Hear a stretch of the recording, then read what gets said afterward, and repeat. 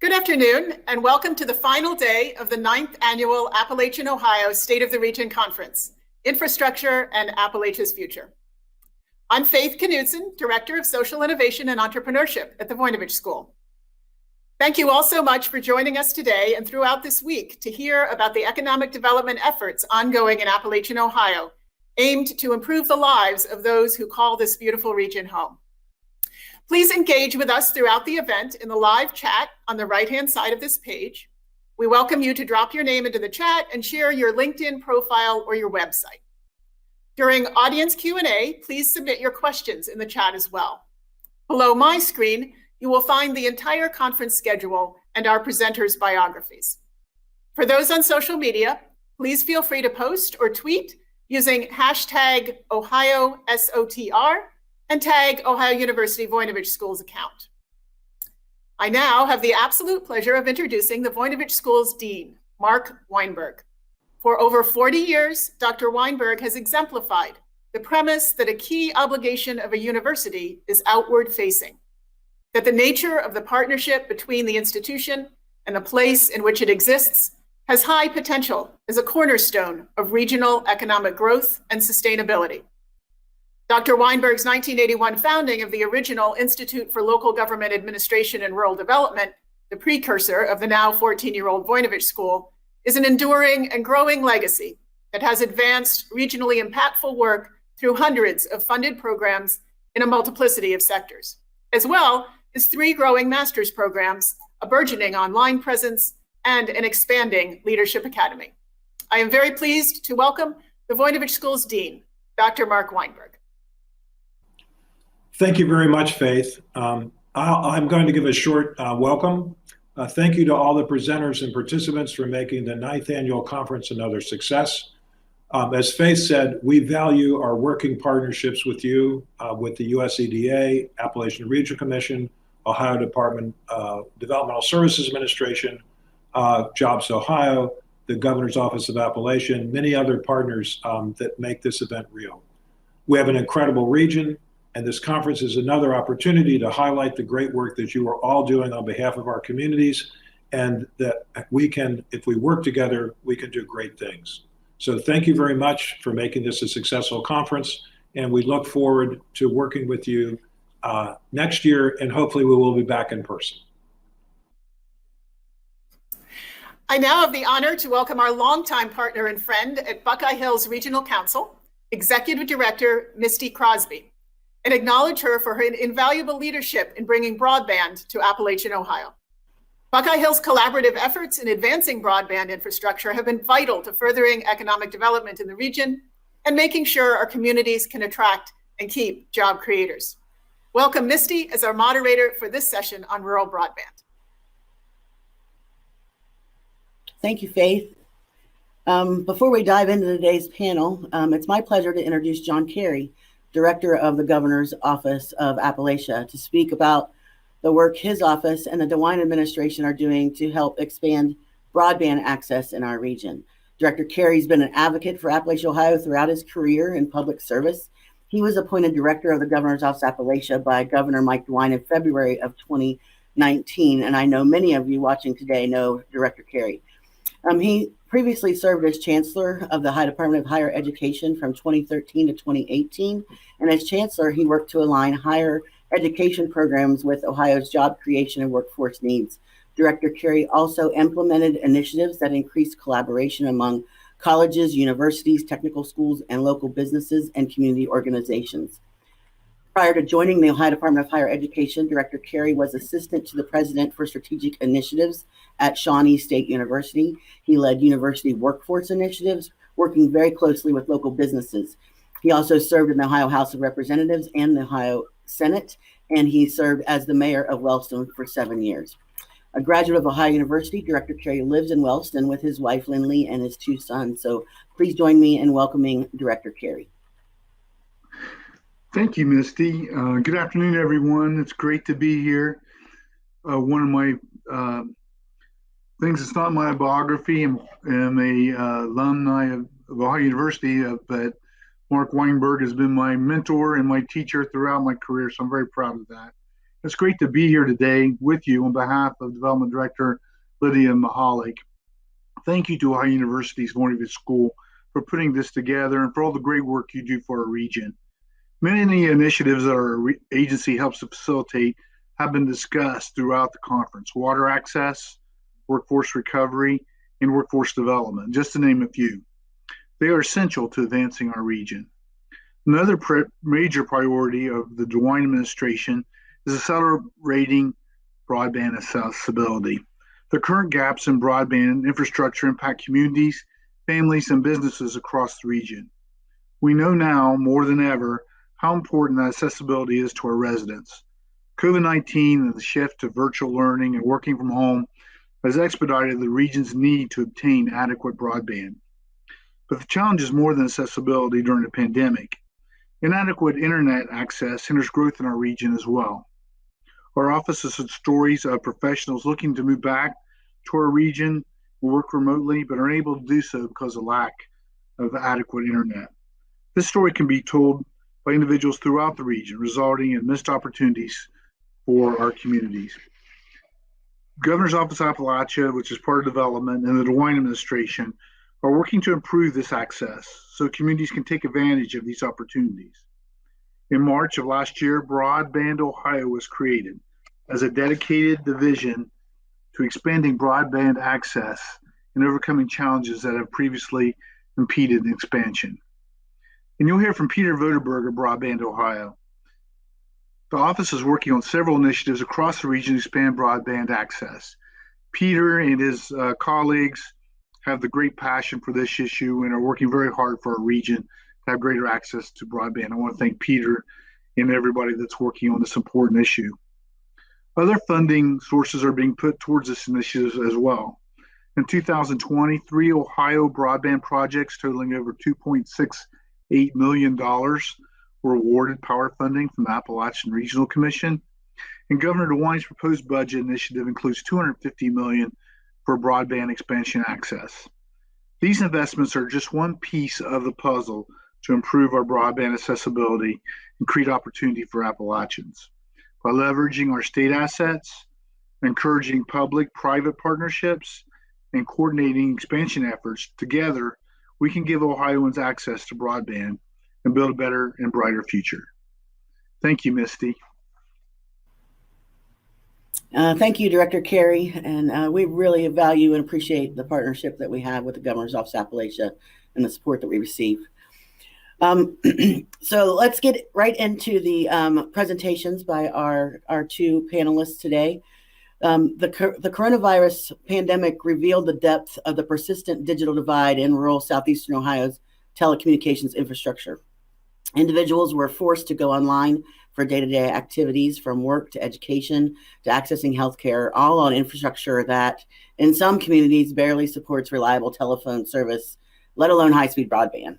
And whether we're talking water, transportation, or broadband, underfunded and aging infrastructure, in addition to its health and safety impacts, has a cascading impact on our region's economy, impacting business productivity, gross domestic product, employment, personal income, and regional competitiveness. In 2019, just prior to the pandemic, Buckeye Hills Regional Council conducted an 8-county study funded by the Appalachian Regional Commission in collaboration with Ohio University, Voynich School, and the Athens County Economic Development Council. Our findings presented a stark picture of the areas left behind in a digital desert and helped shape the region's broadband conversation since.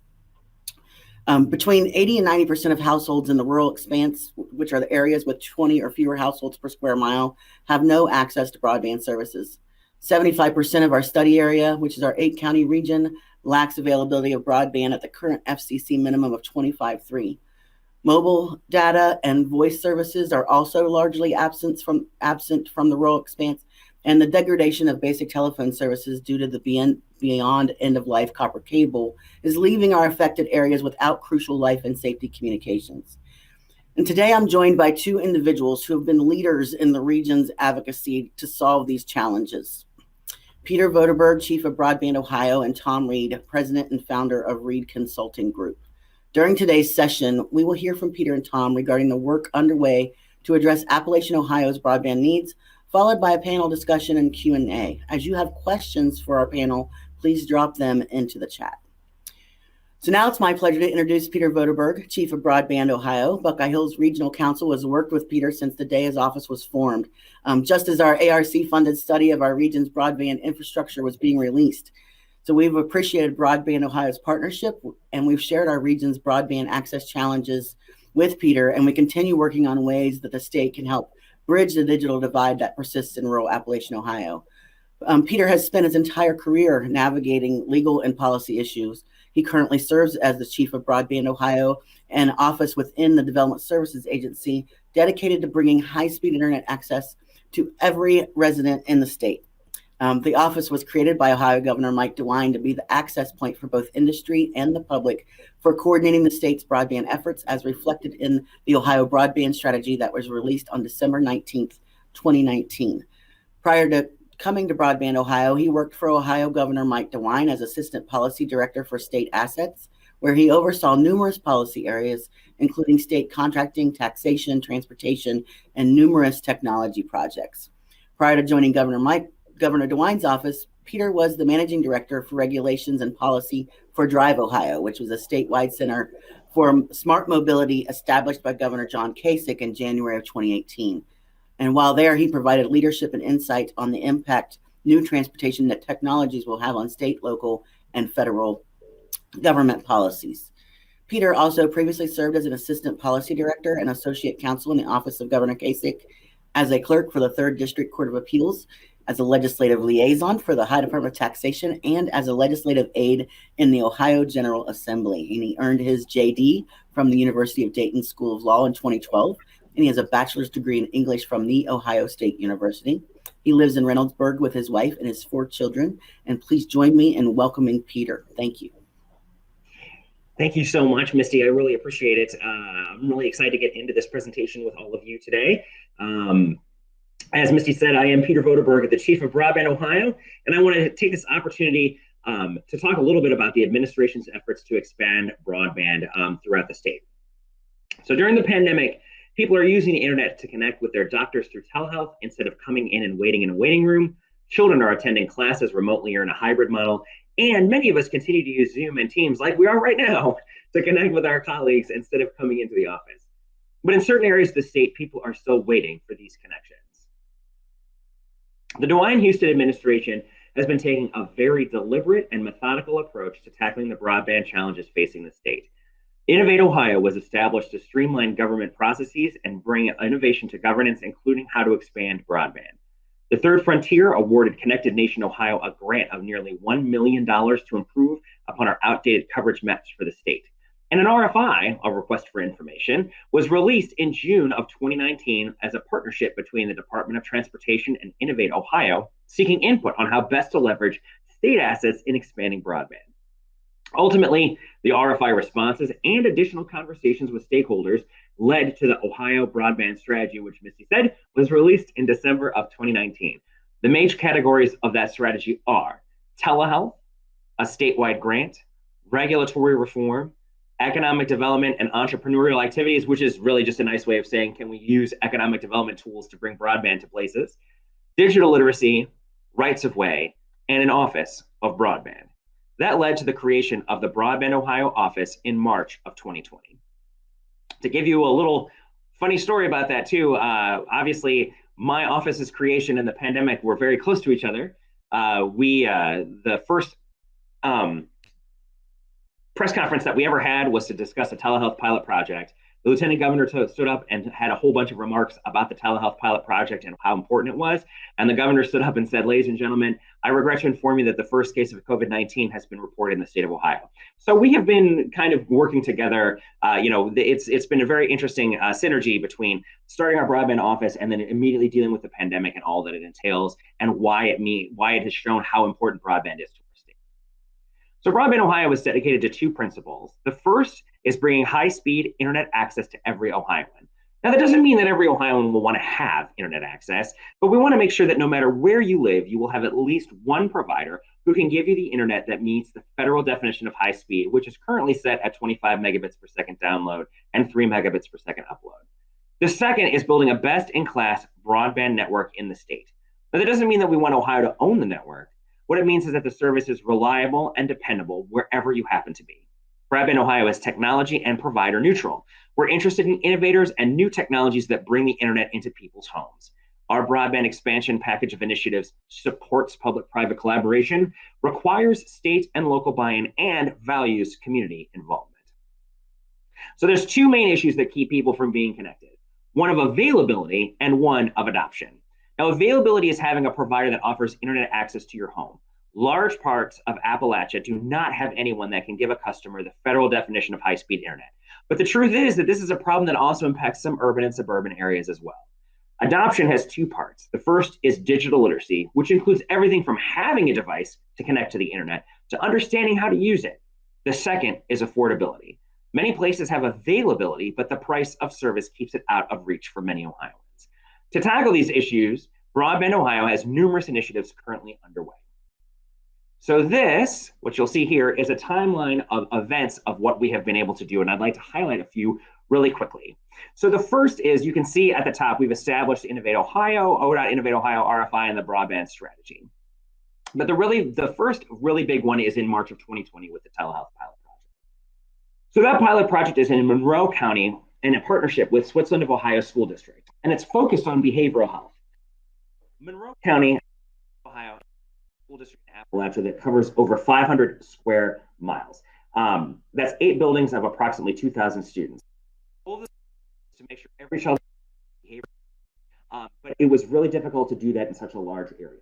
So what we were able to do is connect all of the school buildings together so that each of the buildings, no matter where you were, a behavioral health therapist would be able to communicate from one building to another. What that means is that we didn't need a therapist to drive to another to go ahead.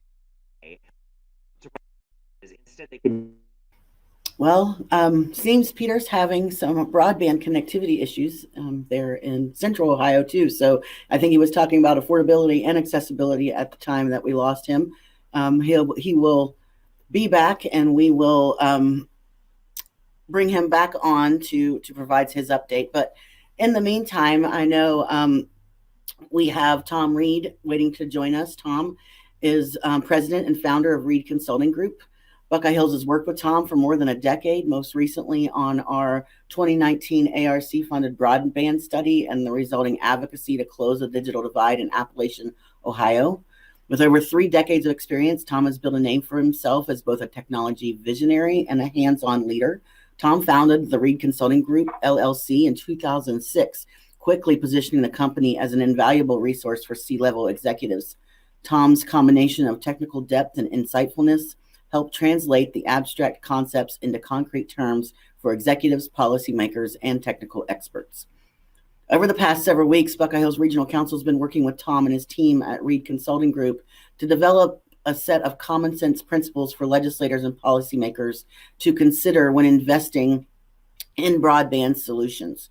With the historic levels of investment being contemplated by the Ohio General Assembly and Congress, we're asking that they consider 3 guiding principles: invest in robust, future-proof broadband infrastructure, encourage competition to spur innovation and protect consumers, and require accountability and transparency from service providers and funding agencies. Tom's going to be sharing more about these points in his presentation. With the support of the region's local development districts and the Foundation for Appalachian Ohio, Buckeye Hills has also worked with Reid Consulting to develop connectingappalachia.org as the online home of our collective advocacy on broadband in rural Appalachian, Ohio. One of the key features of this site that we'll be promoting heavily in the coming weeks are surveys for individuals and businesses. These surveys are designed to identify the true extent of broadband need in rural Ohio. And Connecting Appalachia will use this data to make sure that federal broadband funds are spent where they'll make a difference. The survey also prompts individuals and business owners to visit speedtest.net, operated by the network diagnostic company Ookla. Broadband Ohio is currently leasing access to this speed test data and will be able to use this data to accurately identify gaps in the region's connectivity. And Tom's also going to provide the latest update on state and federal broadband funding. So please join me in welcoming Tom Reid. Thanks, Misty. Appreciate being here. I think, Tyler, we can go ahead and jump into the deck. So I have been working on broadband for quite a while, and we've had both successes and some failures in getting a complete last mile broadband. Hopefully this time we're going to fix it. As I mentioned, we've got a very wide coalition here of supporters and partners, and as Misty mentioned, we're coalescing that all under the umbrella of Connecting Appalachia. So we've had some tremendous successes by thinking big. Middle mile has been a really bright spot in southeastern Ohio, and you'll notice I do a lot of this on a statewide basis because the work is actually easier to conduct statewide, but we're obviously focused on the Appalachian region. But we've built over 2,000 miles of fiber, about $260 million in construction, with $160 million of that coming from federal funding, connecting thousands of anchor institutions, hundreds of cell phone towers. So we have had a lot of good progress on getting our K-12 schools, universities, government offices, healthcare, so forth, connected. Unfortunately, that hasn't translated to the last mile. So in last year, about May of last year, the FCC identified about 190,000 households in those orange areas of the map that would be eligible for funding under the FCC's Rural Digital Opportunity Fund. What we find, though, is there are probably another 150,000 households that are either unserved or underserved. And there's also, as has been mentioned, issues in some of our urban areas as well, particularly in the low-income urban areas. But I'll continue to focus on our rural areas. So there's $95 billion missing, basically, and we're still puzzling over that. So if you build a highway, as an example, there's always going to be some level of waste, fraud, and abuse in any public project, and we all work to minimize that. But at the end of the day, you can drive the highways. And that is just not the case with this missing $95 billion. That carriers have received $95 billion in federal funding since the year 2000, yet our digital highway is missing in action. So it's really imperative as we start talking about additional funding for broadband that we do a good job spending that money. So imagine for a second if you just stop maintaining roads for a few decades. You'd start out with big potholes, and then over a number of years, you'd end up with a goat path. Well, that's what's happened with our copper infrastructure. It's well past end of life, more than 50 years old. And as Misty mentioned, it's really not even capable of supporting telephone service, let alone high-speed broadband. So water is a big issue in our region as well, but we can't haul bits. And even if you could haul bits, you're not going to get that truck up that trail. And in fact, this problem dates back. And I'll really date my own age here a little bit to say that in 1994, I led a committee of the Public Utilities Commission of Ohio that found that in rural Ohio, we couldn't even get 56,000 bits per second on modems. So way back in 1994, we already knew we had a digital divide, and it has not improved since. So why do we have to subsidize broadband in rural areas? What really comes down to an issue of population density. To some extent, it's also household income, but largely the issue is one of population density. So if you look at Columbus, Ohio, it's about 1,500 households per square mile.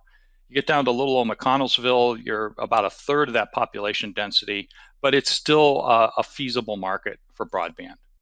When we get into what we call the rural expanse, which as Misty introduces, 20 households or fewer per square mile, there is no economic case for being able to build that. You cannot, as a profit-seeking organization, build into those areas and create a sustainable business model.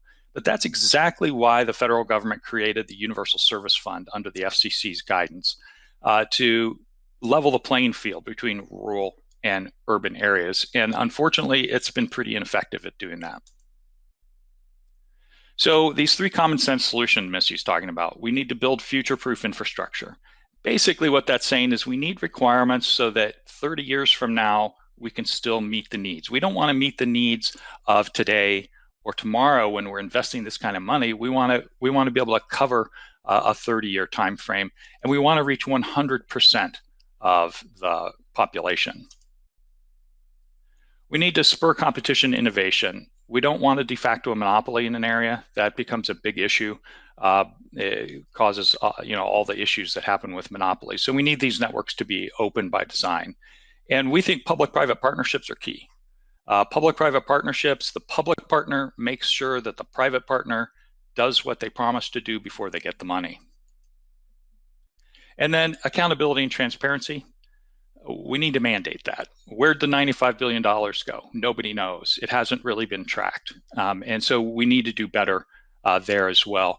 We also need to reverse the burden of proof, that if a carrier says an area is served, they need to prove that that area is served with data instead of that burden of proof falling on the folks who are trying to get the broadband problem resolved. So if you take a long-term perspective on this, you look at the milestones. The World Wide Web really didn't begin until about 1990. Then we go through VoIP and Zoom launched, and then telehealth during the pandemic became mainstream. And what you see is a tenfold increase in the average speed in well-served areas over those 3 decades. That 25.3 standard that the FCC is still stuck on, it really hasn't been relevant since 2012. I really wish we would increase that number. To me, it's more in the 100 megabit sort of stage, which is what the average American household in a well-served area subscribes to. So move off into the future. What's next? Who knows? I mean, the technology curve does not seem to be slowing. So augmented reality, immersive VR education. If we extend that demand curve out, then we're at a gigabit in 2030, 10 gigabits by 2040, and 100 gigabits by 2050. Now, will it really stay on that straight line? I don't know. I'm really confident in the megabit or gigabit by 2030, that first dot in the line. I'm really confident that's going to be true. So we should definitely be planning for at least gigabit speeds. But if we look at the technologies and what they can do, DSL, fixed wireless, satellite top out at about 100 meg, cable modem tops out at about a gig. The only technology right now that can meet that long-term goal is fiber. And fiber today is already operating in our region at 100 gigabits per second on backbone networks. So already today that's happening. So it's not that big a stretch to say in 30 years it might be happening in businesses and who knows, maybe even some high-end households. So that has to become our infrastructure planning horizon. It's a 30-year horizon. It's going to take time to get the infrastructure built.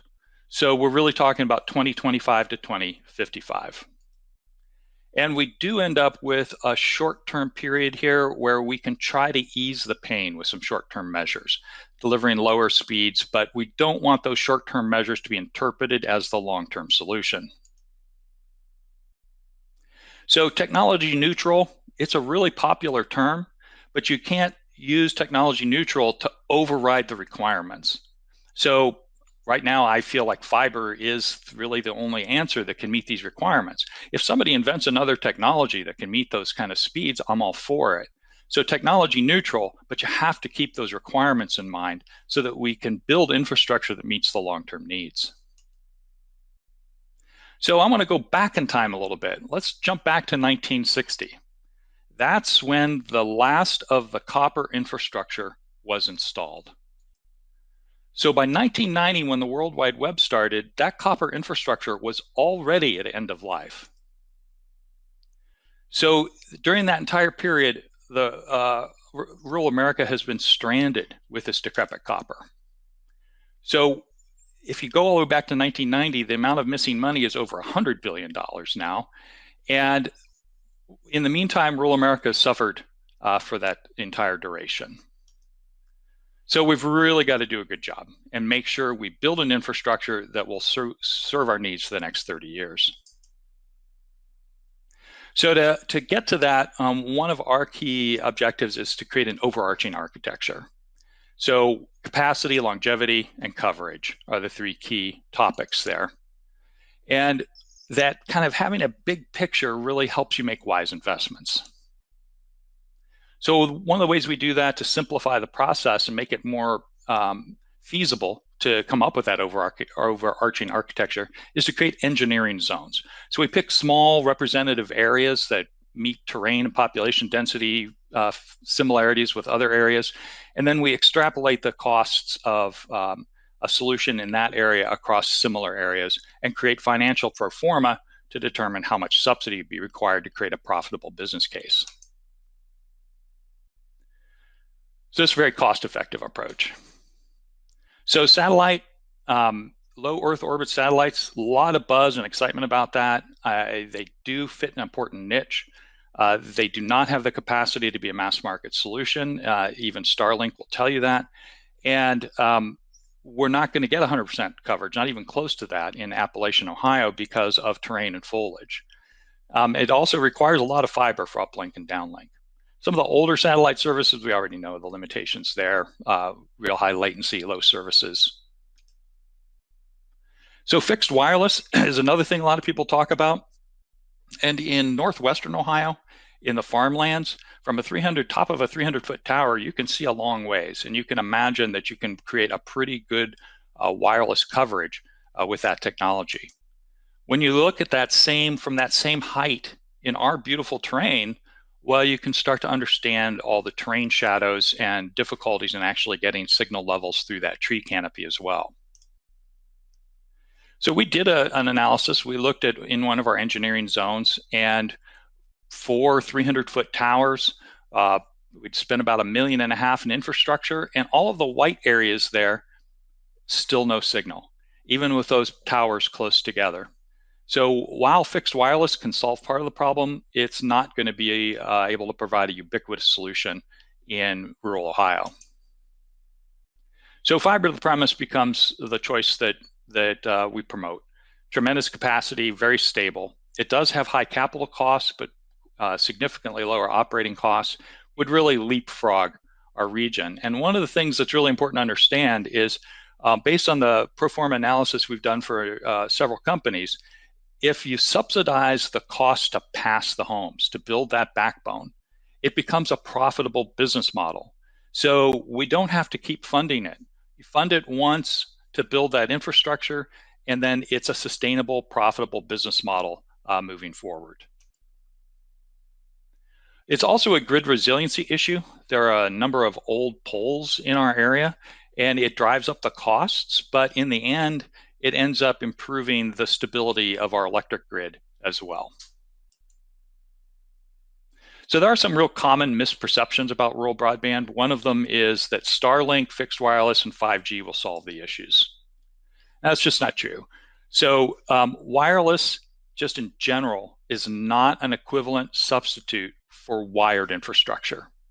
Low Earth orbit satellites, again, important niche, but significant limitations in serving our area.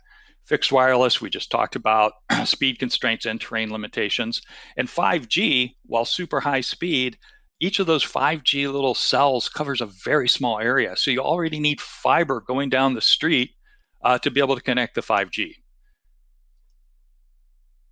Misconception number 2 is that not very many people will subscribe. And the reality is, where broadband is truly available, for instance, where rural electric cooperatives have built out broadband, they immediately reach 40% market saturation, quickly rising to 70%. And a third of the subscribers will take the highest speed offering that they provide. So misconception number 3 is that fiber to the premise is just too expensive. And this is also not true. That there are profitable fiber networks in rural areas that have been implemented by both rural telephone and electric cooperatives. And the life cycle costs, when you compute it out over 30 years, the life cycle costs are actually much less expensive to do fiber, do it right once, than a whole mess of incremental solutions. And in fact, here in Ohio, there's a number of telephone cooperatives that have deployed fiber. They use some of that $95 billion we talk about being missing. They use it the right way. They looked at their physical plant and said, hey, we've got to install fiber. We've got to replace this copper with fiber. So we do have use cases right here in Ohio. So as Misty mentioned, there are a lot of funding programs. So there's the American Rescue Plan Act and a number of funding programs there. Some of those are really focused on broadband. Others, broadband is an eligible expense. So a lot of potential out of what's already been passed by Congress. And then we also have House Bill 2 now that has been passed, the ARC Power Program that continues to function. The FCC has the Rural 5G Fund as well as the Rural Digital Opportunity Fund. NTIA got money, USDA got money, and then on the horizon, we have this potential of a very large broadband infrastructure bill coming out of the Biden administration. So it's really crucial, though, that we spend it effectively. We've wasted $100 billion already. It would be really sad if we did that again. So some of the programs, the Rural Digital Opportunity Fund is already up and running. It had its first auction late last year. People are in due diligence right now, the winners. It's an interesting program, but with some flaws that we want to avoid in the future. So as an example, as I mentioned, the FCC identified about 190,000 households in Ohio, and then Frontier came in and challenged a whole mess of those areas. So the FCC was saying, hey, there's no 25.3 in all of those areas that are in dark yellow. Frontier came in and said, oh no, we have 25.3 in all those areas that are in purple. It was going to be 2 whole counties worth of a space that we would lose. And later, Frontier did admit that it was just a paperwork change. They did nothing on the ground. They just changed their filings to say 25.3 instead of whatever it said before. So Buckeye Hills filed a rebuttal with the FCC. There was no formal rebuttal process, but we filed a rebuttal anyway. And the FCC subsequently rejected Frontier's claims, citing our rebuttal as their evidence. Unfortunately, across the country where there was not consumer advocacy voice, these sorts of challenges by Frontier and others succeeded of taking huge areas off the table. This is one of the examples of why we need to reverse the burden of proof. If Frontier wants to say they serve the areas, give us the customer records, show us the measurement, the testing measurements, and so forth to prove it. So in the phase 1 auction, the big winner in Ohio was Charter Communications. We're most hopeful about what Charter is going to do in the area. But there's a number of others, Mercury Wireless and Connect Everyone. Small companies have no existing presence in the state of Ohio, have little or no experience with fiber to the home. They all bid to do fiber to the home, but we're a lot of questions about whether some of these companies can do it.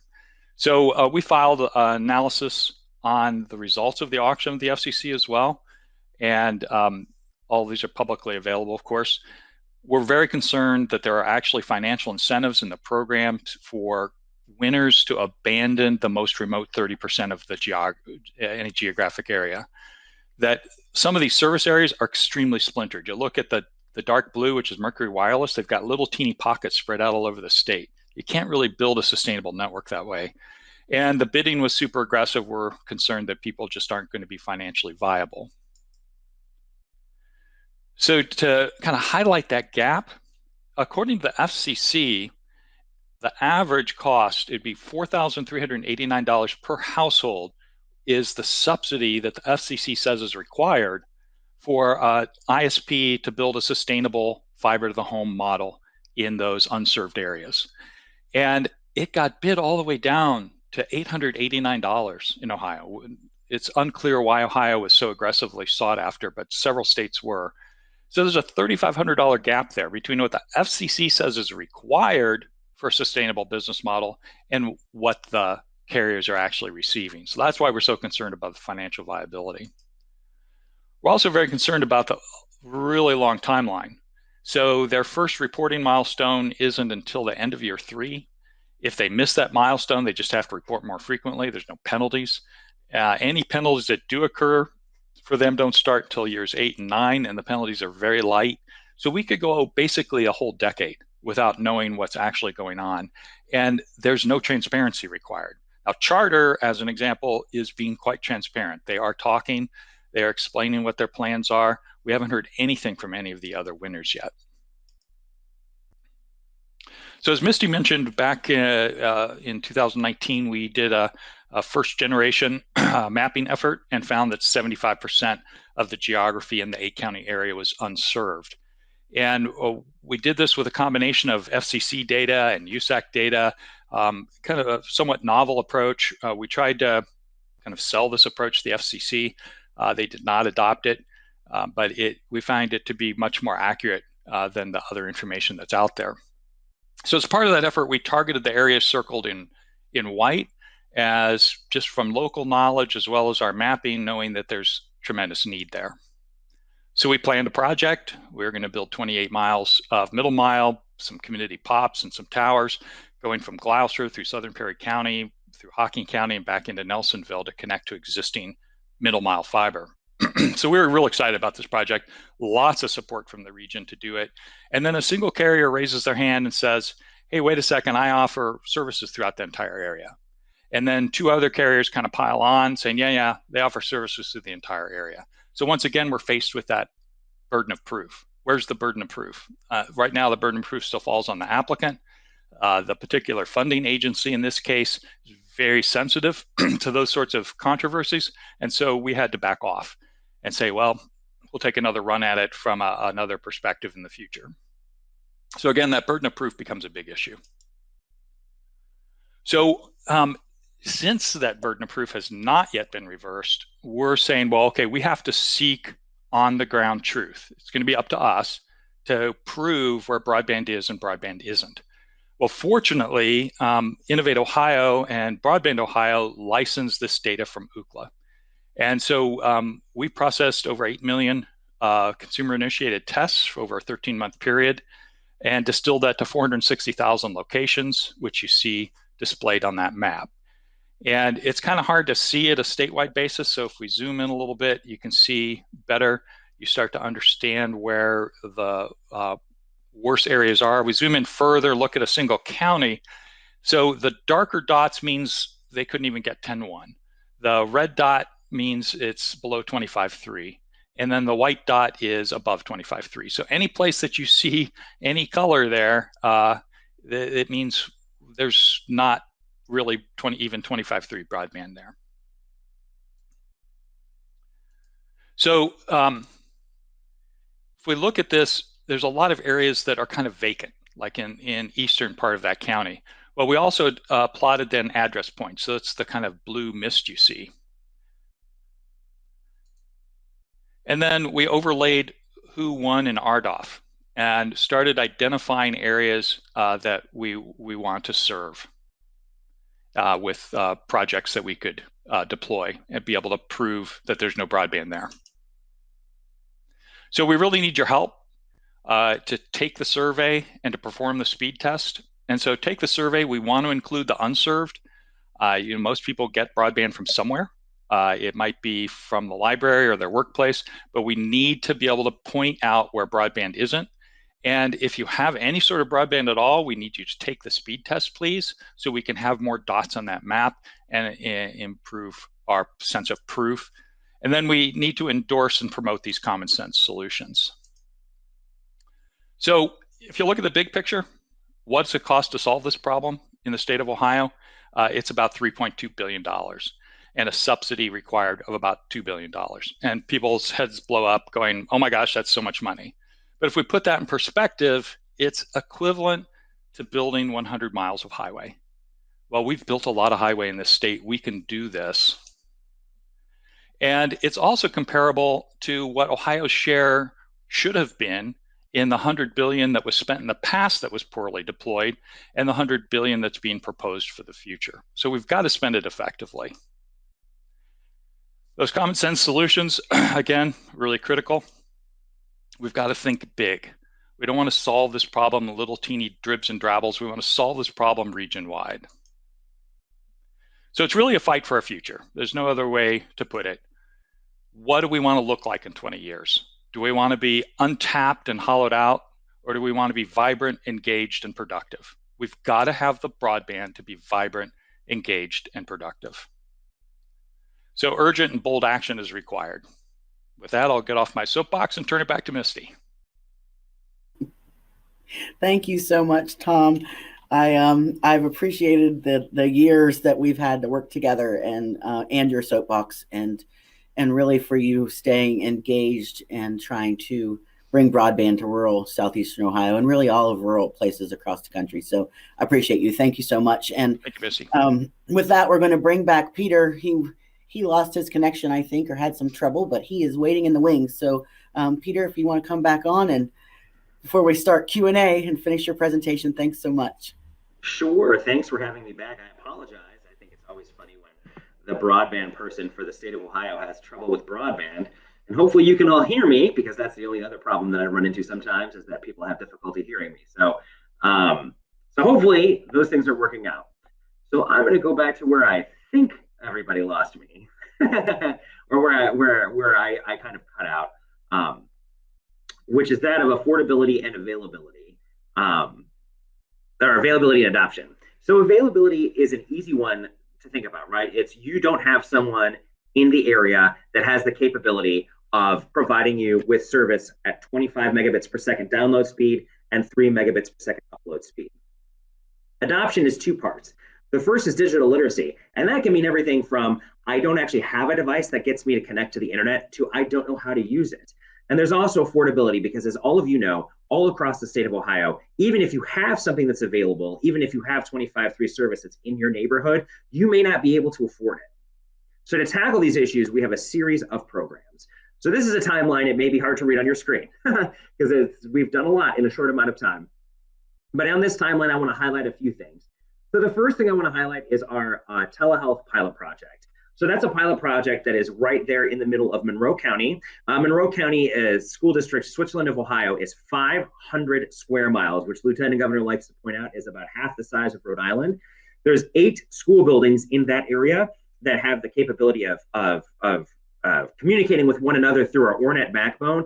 And what was happening was we had a behavioral health therapist who would be driving from school building to school building to provide services wherever they were going in an area that didn't have cell phone service in between. So the behavioral health therapist would be in one building providing services. They would have to go to another building to provide services to a child in crisis. And along the way, they would lose a lot of time, 45 minutes one way, no cell phone service. So to be able to combat that, what we did was we linked all of those school buildings together. Each one of those buildings now has a specific location where a student can go and the therapist can go to provide services. So that means two things. The first is that a therapist can provide emergency services to a student in any other building at the flick of a switch. So all they have to do is to be able to provide emergency services is to actually turn on the system and be able to talk to that child in the other building. Even if they have to go to the building to provide that emergency service, they can maintain all of their appointments in the building that they left because they can provide those different appointments through telehealth. And the other thing that this is helping us do is that for the most part, a behavioral health therapist was only able to be at one building at once a week. And instead of doing that, basically what's going on is that they can schedule secondary appointments knowing that those other appointments are through telehealth. The next project I want to talk about a little bit is Starlink in an area that's just outside of Marysville in Allen Township in Union County. You would think being right next to Marysville, right next to the 33 Smart Corridor, and right next to Honda would put you in a perfect position to be able to have broadband. But unfortunately, there was a community that had nothing. And we had called some providers and said, can you help us get broadband to this community without any takers? So what we were able to do is partner with Starlink through Jobs Ohio and through Marysville, Union County, and Allen Township to be able to provide services to 90 different residents and 10 different businesses. And they're having wonderful speeds. They have 100 megabits per second download speed. And I believe they have 10 megabits per second or faster upload speeds. It varies a little bit, but they've been having fantastic service. The project allows those people to have that service for an entire year. It's the largest Midwestern pilot with Starlink right now. And it's going very well. People are very happy with the service. And to a point that Tom made a little while ago, the nice thing about the Starlink services is because they are low orbital satellites, that latency issue. In other words, how fast the signal goes from where you are to where the person is who's trying to receive your signal is very quick, meaning that you can still do Zoom, you can still do telehealth, you can do a lot of the things that we're doing today during the pandemic. Two projects that I want to highlight, and then I'll move on a little bit, is the Riverside Pilot Project and the East Cleveland Pilot Project. So what we were able to do in these two school buildings is to actually use the roofs of the buildings in conjunction with ORNet, which is a statewide backhaul. It's middle mile infrastructure, to be able to broadcast a signal out into the surrounding communities so that those communities can otherwise have broadband access. What that means is that we took the existing connection that the school building had and are pumping it out into the community. At Riverside School District, we were actually going to use the Friday night lights. Those did not work because of structural integrity problems. So we actually have a very large antenna set up right outside of a cemetery, and it's working extremely well. In East Cleveland, we are using, in conjunction with the roofs of the school buildings, we actually also have a partnership and agreement with Case Western University and University Hospitals to be able to provide a signal out to those folks.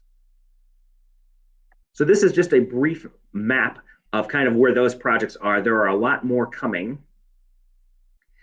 And as Tom said, let's talk a little bit about mapping. This map is the rosiest picture you will ever see, right? This is anything that's in the green today. Those areas are supposed to be covered by 25/3 service, and anything in the white is not covered. This map is not accurate. It is mostly based on 477 data, which means that as long as one house inside of a census block is covered, that entire census block turns green. And as you know, in rural areas, that means we really overestimate the amount of people who have coverage. And as a result, what we're doing is, as Tom said, we're working a lot on speed test data. We want to be able to show that a lot of these areas that are even coming back green aren't really having 25/3 service, so that we can move forward with better service and better ways to get internet into those homes. So the last thing is, what can you do? Well, the first thing is, I can't be everywhere, and I don't know these areas as well as all of you ever will. Right? So the best thing to do right now is identify those areas in your region that lack access. This could include boots on the ground conversations and community engagement. Identify key state and local assets that could be leveraged by ISPs to get service out faster and more efficiently. Do you have a middle mile infrastructure close to you? Is Horizon or Frontier somebody in your neighborhood that you can get the backhaul from? Do you have water towers? Do you have Marks towers? Do you have vertical assets that you can use? Those are all things that we can use to leverage to get better internet infrastructure out into the community. Have open lines of communication with your local ISPs and work together to strategize in ways to fill those voids. And the reason I'm harping on that is because House Bill 2 just passed. It passed last week with $20 million, which means in the very near future, we have $20 million to be able to provide to communities that do not have 25/3 service today, to let them cover gaps so that they can actually build infrastructure into those areas. So creating those shovel-ready projects and working with your ISPs to do that is extremely important at this phase. And collaborate with your community organizations, libraries, schools, and nonprofits on access, affordability, and digital literacy efforts. Find those champions, right? The libraries are doing such a fantastic job of renting hotspots, renting computers, having public Wi-Fi. Our schools are doing the same thing. Those are places where you're going to find people who can really advocate on your behalf and work with those ISPs to bring broadband to the areas that don't have it. And of course, last but not least, feel free to contact me at any time. I would love to talk to you. I talk to Misty and Tom all the time. We are in constant communication, trying to come up with projects and doing things to continue to get broadband out and about into those areas that don't have it. So I really appreciate being here today, and I look forward to your questions. Thank you so much. Thank you so much, Peter and Tom, for that. We have received a few questions in the chat. So I want to I'll address the first one briefly and then move to the second. So Richard Lott had asked, as a resident, is there anything we can do to help promote and to secure quality broadband services throughout the Ohio River Valley and the greater Appalachia? And I would just suggest, Richard, as folks were replying in the chat, that you connect with us on connectingappalachia.org, educate yourself on all of the, and you can do that through the website or through talking to us about it individually, or Peter, as he mentioned. But it's really increasing your knowledge of how broadband gets where it goes, who provides it, what's the difference in the technologies, what types of programs or funding are out there. That will just help you be a good advocate for the issue to your state and federal partners and to your providers. One question for Tom from Ben Howard was, which fixed wireless technology and the frequency was used in the analysis that showed that the terrain shadows that would remain unserved when you did the Buckeye Hills study? Sure. Yeah, that was pure line of sight analysis, Ben. And to your question about should we use fixed wireless as much as possible, yeah, absolutely. Any vertical asset we have, we can launch fixed wireless from, launching from schools and libraries and healthcare. We should do everything we can to solve the short-term gap. We just don't see it as a long-term answer. Thank you, Tom. One other question that was coming in for Peter. And Peter, as you know, I've been keeping you informed of the Ohio Association of Regional Councils effort to create broadband councils across the state that would work in conjunction with your office to identify unserved areas, to address digital literacy, affordability, those kinds of things. So the question is, what is the administration's position on the House amendment that was being drafted to establish those regional broadband councils? Sure. I have had an opportunity to read the legislation. As of right now, we are neutral on the amendment because we would love to hear the input of the legislature and see where they come down on this. We know how important it is to have boots on the ground inside of all of these places. Like I said, like Misty and Tom have been such a phenomenal team, and we've worked with them on so many projects, and we'll continue to work with them on those projects. And really having someone who's designated as a broadband person, I think could have some positives to it. So right now we're still reviewing it. We're still we are interested in the conversation, but right now we don't have a position other than neutral. Thanks, Peter. I get that, and I want to just say that Matt Roberts is out there, and he's just conducted an Ookla speed test.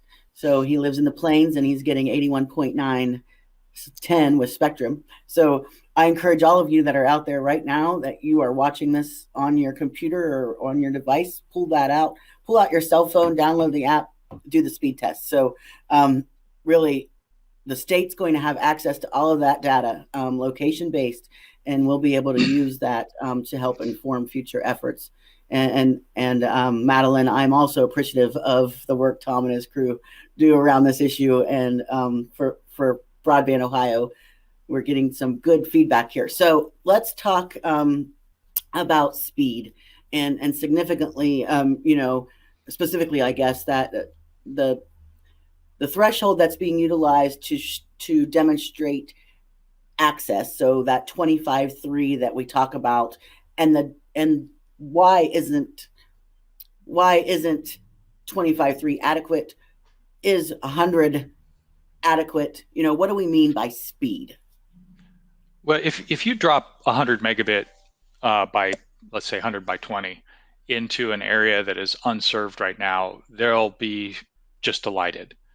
The problem is we can't do that instantly.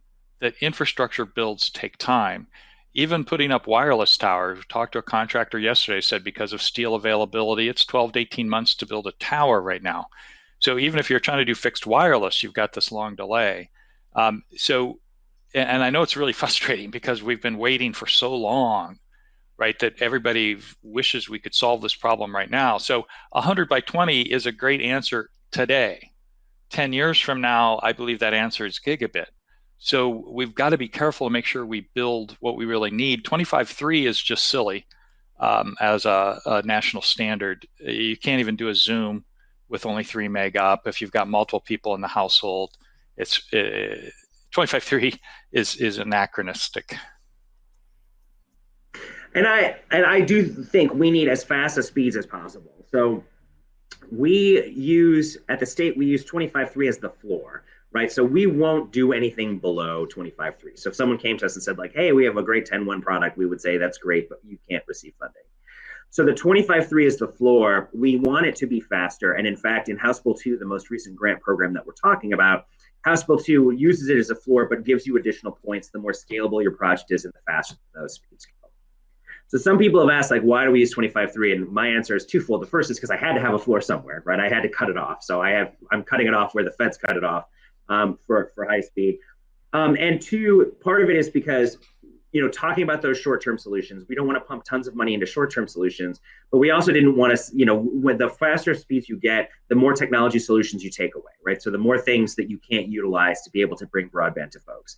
And so because we want to bring at least some broadband as far as possible, we're still using 25.3 in the hopes that we get at least 50, at least 100, right? So, because in certain areas we can use fixed wireless, and the Riverside pilot project and the East Cleveland pilot project are great examples.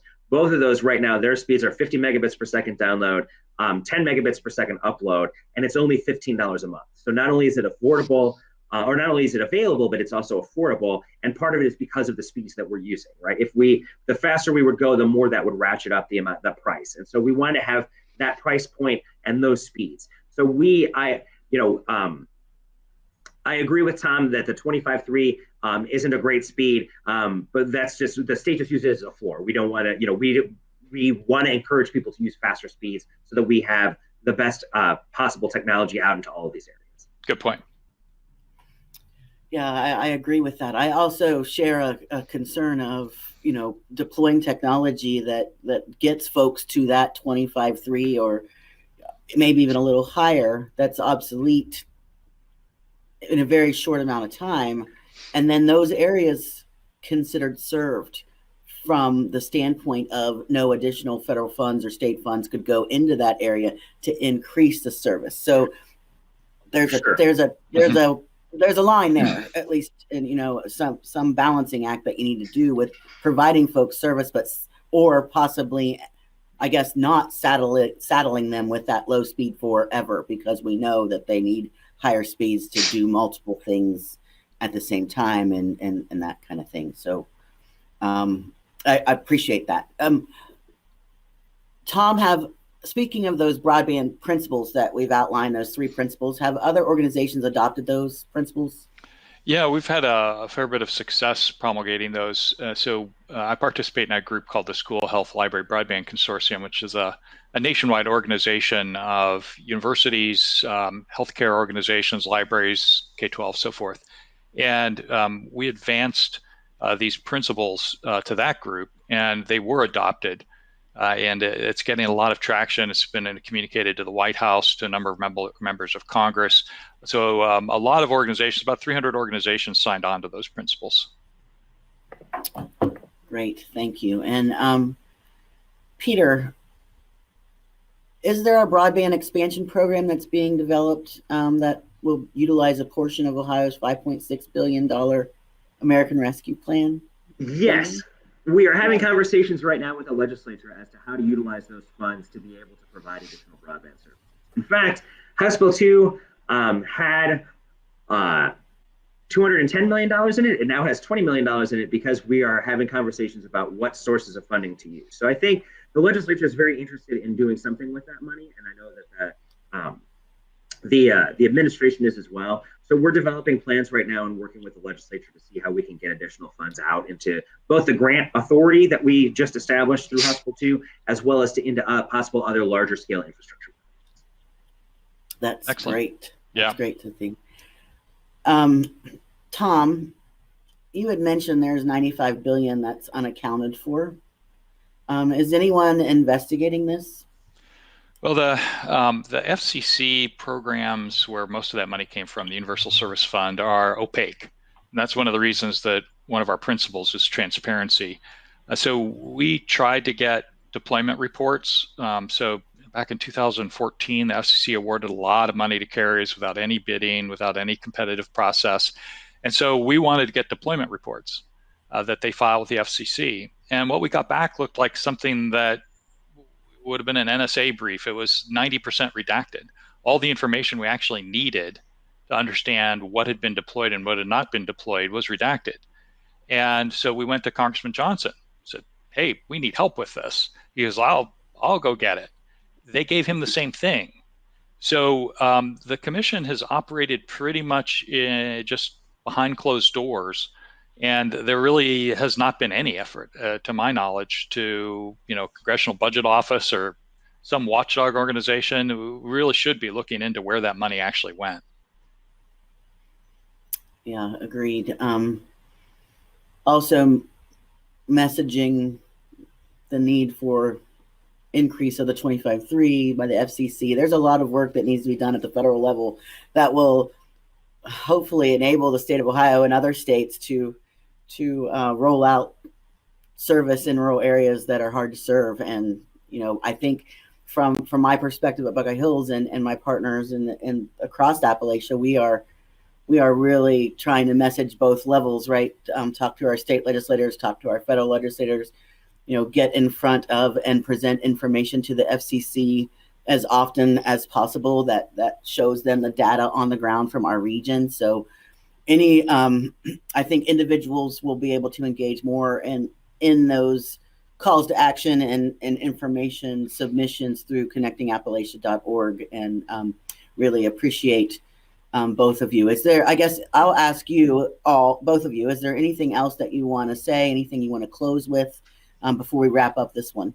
Well, Misty, I just want to say that I'm very encouraged by some of the guidance that's coming out of the Treasury Department about how these monies can be spent, and about the language in the draft infrastructure bills, that they really emphasize accountability. They really emphasize the power of public-private partnerships to make sure the mission is actually accomplished. So I'm hopeful that we're not going to repeat the mistakes of the past.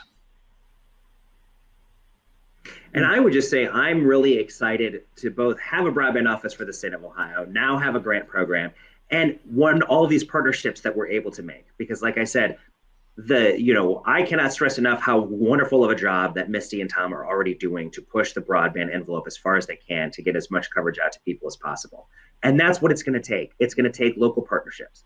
Broadband Ohio was created just so that we had an office, so that someone would be trying to do this every day. But like I said, it's going to take boots on the ground. It's going to take local partnerships. It's going to take local buy-in. And the more local buy-in we get, the more support we get, the more that we can, talk to people in these places that don't have broadband and really understand what their needs are, the better projects we're going to make and the faster we're going to deploy. So I really appreciate being invited here to speak today. I'm really encouraged by how much the Appalachian region is already working so hard on this project, and I'm just really looking forward to working with all of you in the near future. Thank you so much. Well, and Peter, we're delighted that you're in this role and participating with us. It's been a great working relationship. Thank you. It has been, and I really want to thank you both, Tom and Peter, for your presentations and for the panel discussion. I could talk to you both all day long about broadband, but we don't have that kind of time today. I want to thank those of you that attended for your thoughtful questions. And I want to, again, encourage those of you watching to visit connectingappalachia.org, take the survey, and submit your speedtest.net results. This information is going to be vital as we continue to inform our region's lawmakers, policymakers, and carriers about the truth on the ground about access, service, and the impact to Appalachian Ohio's residents and businesses. And thank you, Faith, for being our MC today. And with that, I will turn it back over. Thanks for watching. Hi, I'm Mark Weinberg again. It's good to be back with you. It's my distinct pleasure right now to introduce Jeff Finkle. I've been associated professionally and as a friend with Jeff Finkle for a very, very long time. Jeff is the president of the largest economic development organization in the United States. He's from this region. He's an Ohio University graduate, and he's recognized worldwide for his work, his expertise, and dedication to the field of economic development. Jeff serves as an Appalachian New Economy Partnership Fellow with the Voynich School, and he has worked with many of you and many of your organizations for years to promote economic development and prosperity in Appalachian Ohio. Jeff is, I think he's been the head of the International Economic Development Council now for about 27 years. Did I get that correct? A long time, yeah, okay. And at year 25, to celebrate his service, the board unanimously put together the Jeff Finkle Economic Development Internship at the Voynich School, which was sponsored by a gift from them. And that's provided tremendous opportunity for students at university in the region to get economic development experience. So we're thrilled to have Jeff here, and looking forward to his remarks. Thank you very much, Mark. This, you would have to say, is a mutual admiration society. I've known Mark since I was at the U.S. Department of Housing and Urban Development in the 1980s.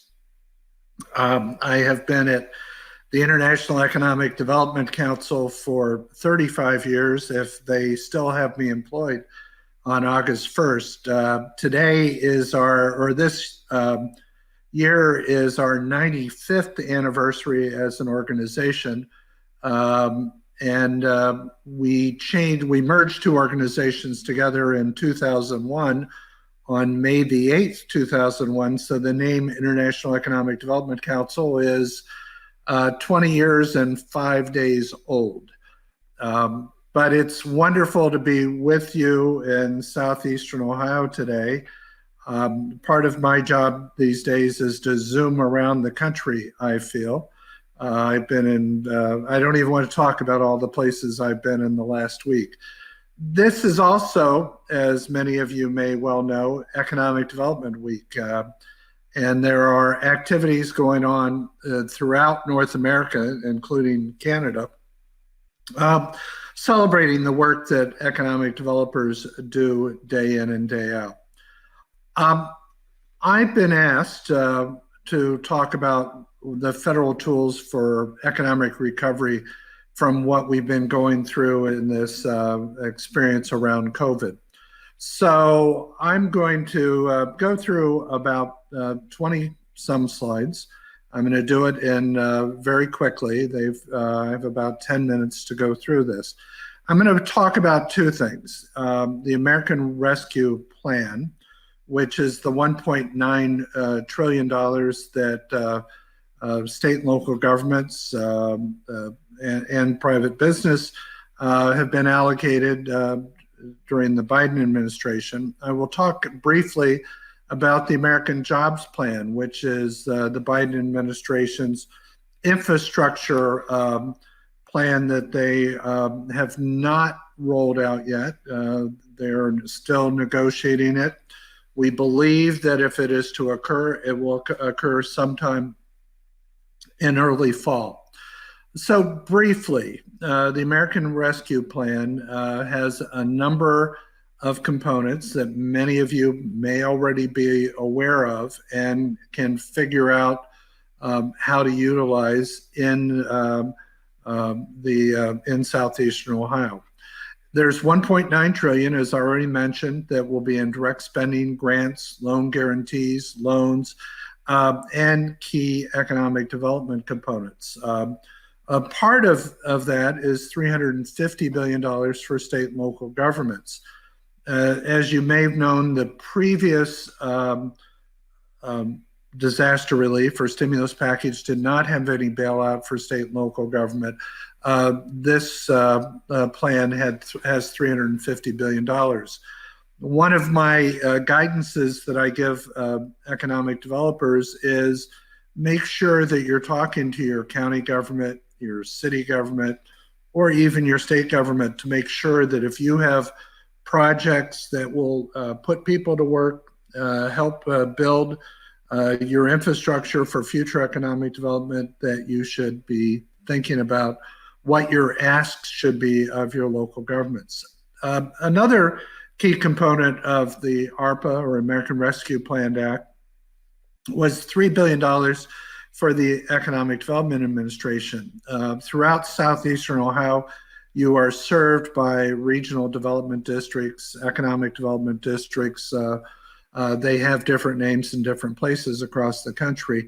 They know how to apply for those funds. 2.25 billion of that, which is the largest amount of funding I've seen for EDA ever in my 35 years, is available for kind of traditional economic development. The notice of funds availability has not gone out yet, but it will have money available for a variety of things. They are going to be very specific in terms of what it can be used for. There will be some money in there for diversity, equity, and inclusion in that funding. 750 million of those dollars will be available for tourism. I'm not sure how southeastern Ohio is going to chase those tourism money. That is, they're traditionally, the federal government has not been a funder of tourism efforts, other than if you could figure out how to use Rural Development Act or agency at the Department of Agriculture or EDA, but there is specifically 750 million. I worry that that will go quickly to convention and visitors authorities in large cities, and rural will get cut out. I'm counting on you all in southeastern Ohio to figure out how to use it and to get appropriate requests in. As I just indicated, that 25% of that money. There will be no timeline for the notice of funding opportunities, but frankly, communities, regional economic development districts should be talking to EDA currently to make sure that the EDA knows that you have ideas for funding. You should be thinking about if there's going to be match, what type of match is going to be provided, and what are those stakeholders that you should be considering as partnering with in this. The ARPA does represent hundreds of billions of dollars, so don't wait for an invitation to apply for funding. I was on a conference call with Mark yesterday, and I was talking with the Foundation for Appalachian Ohio, I believe is their name, and I worried that was there going to be sufficient capacity to actually figure out what were all these funding opportunities, and will the counties in southeastern Ohio be able to get successful, thoughtful applications in for all this funding. As far as I'm concerned, I think this is a fair statement. This is a once-in-a-lifetime opportunity to make some real difference in a variety of places. As I indicated a few minutes ago, we've never seen this much money thrown on the table. There was $1.5 trillion passed earlier in the pandemic, but we now have another $1.5 billion, I hopefully said, and we're now seeing another $3 billion. This is almost unheard of. The American Jobs Plan, as it currently is out there, and one of the important things that I was asked to address today was infrastructure. There's a discussion about $2.25 trillion. The Republicans in the Senate, I believe, came up with an alternative plan of a little over $500 billion, maybe a little less than $600 billion. That is a large difference and a chasm which they've yet to figure out how to deal with. $621 billion of that is spending on core transportation infrastructure. A fair amount of that is supposed to be in broadband. Now, needless to say, some of this will change as we go forward because the number will probably not stand. We were advised when I was with Mark yesterday that there will be a large battle later in the year around debt ceiling.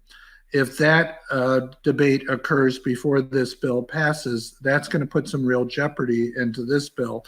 If they get this bill passed first, then the debt ceiling raising, that will be noisy, but it won't jeopardize this infrastructure bill.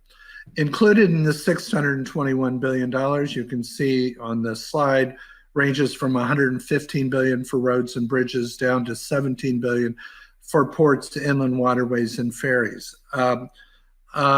As I indicated, though, we really don't know what these numbers ultimately will be. This was in the original plan, and I can only share with you what's available to us at this point. There's $20 billion to deal with race and exclusionary practices. There's $25 billion for shovel-ready transformative infrastructure projects. There's $50 billion in dedicated to resiliency in infrastructure. In addition, there's $100 billion to expand broadband access and adoption. So I was fortunate that I was just able to listen to Misty, Peter, and Tom in talking about broadband. This certainly could be helpful to Ohio, and as you all know, broadband infrastructure is certainly an issue in rural America, but it's also an issue in poor urban America as well. And so you can anticipate that that $100 billion could go help solve problems in both of those particular areas. It is very urgent. IEDC, in fact, is having a broadband webinar. I believe that is today as part of our Economic Development Week programming.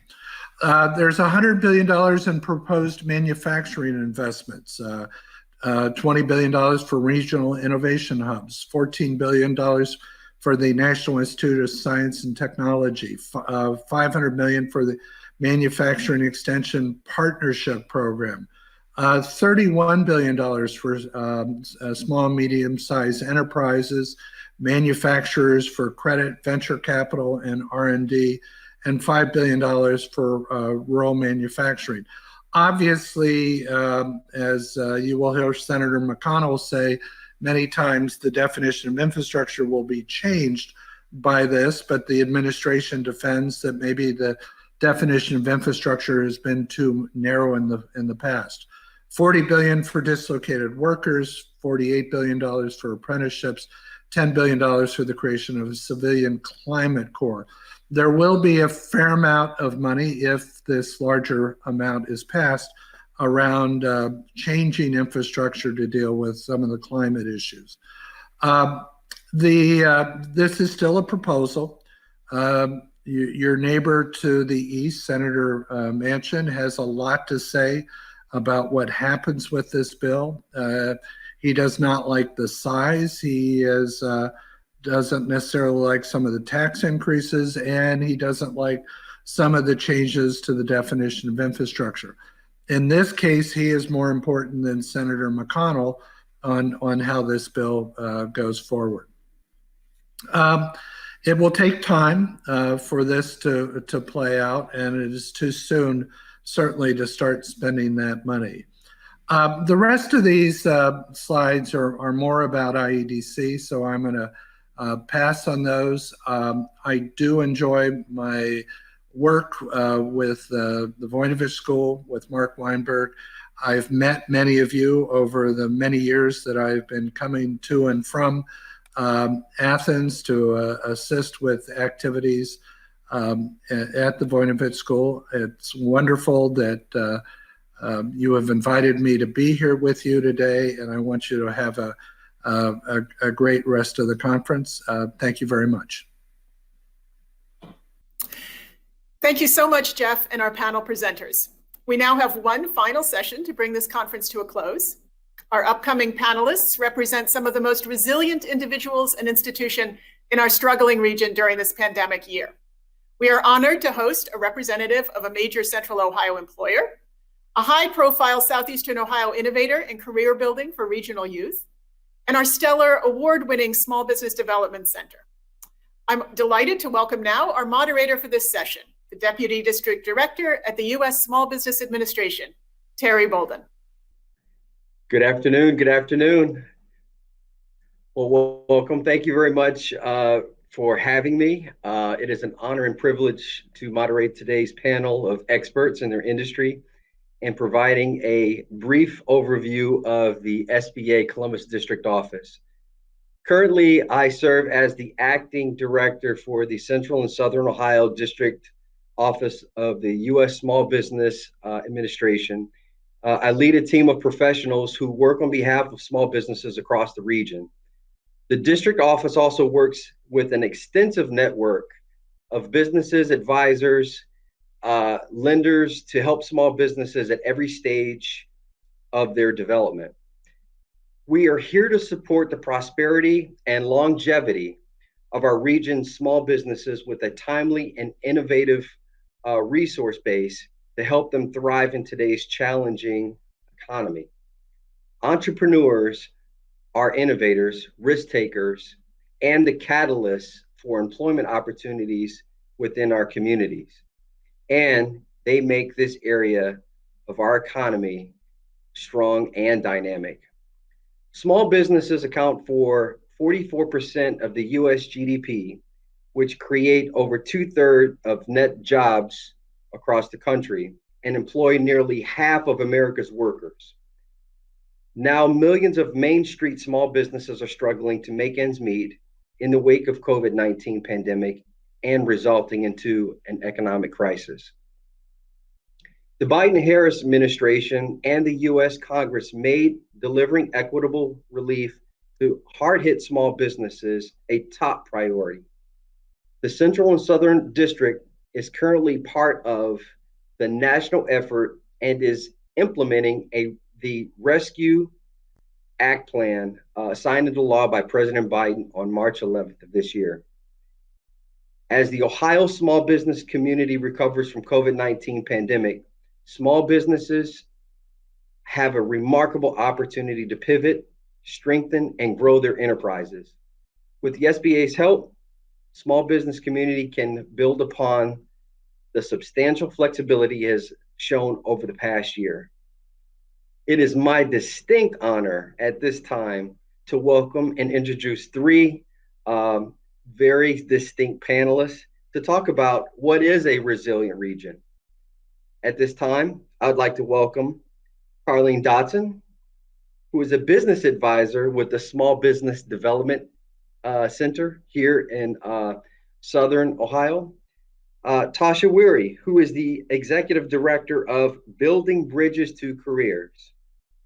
And Mr. Walter Schick, who is the marketing executive for ITM Marketing. He's the director of operations. We will have a robust conversation on both workforce development, business development, and we'll have a perspective of what pivoting means in today's economy. So welcome our panelists. Hi there. So I'll start with you, Carleen. As a business advisor with the Small Business Development Center, tell us a little bit about SBDC, what you do, and why is it important during this pandemic for small business to engage with the SBDC? Well, thank you so much. And good afternoon, everyone. I am thrilled to be part of this presentation. So I cover a 13-county region. So we've got a pretty big swath there in Southeast Ohio. My primary county that I am responsible for is Meigs County, so way down south and on the river. The SBDC during the pandemic, we saw a 300% increase in our call volume. And, it was daunting. It was overwhelming. It was just downright frightening when it first happened and all those phone calls started coming in because we're so close and attached with our clients. And then to have all of this new, start to happen. And we really had to kind of pivot and turn and change the way that we did, a little bit of everything that we worked with.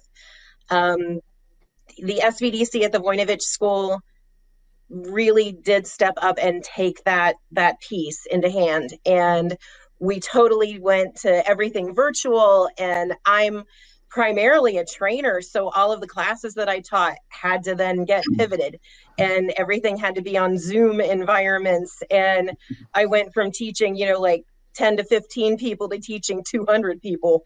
That was a lot. That was a big change. And our clients, we really saw it in them. We were able to work with them, even though we were virtual, in such a different way and have such great access to us and all of us, because we are kind of broken into our little areas.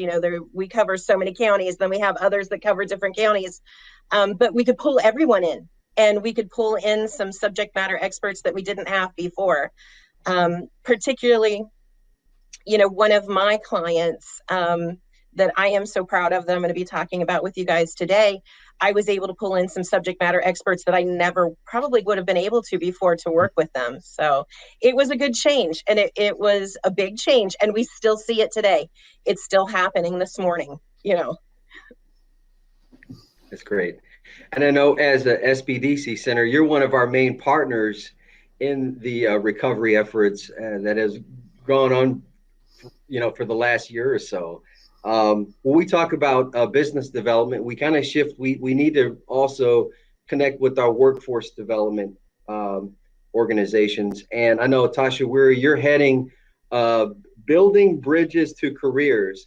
Tell us a little bit about what you do there and, the exciting services that you provide for individuals looking to retool in this economy.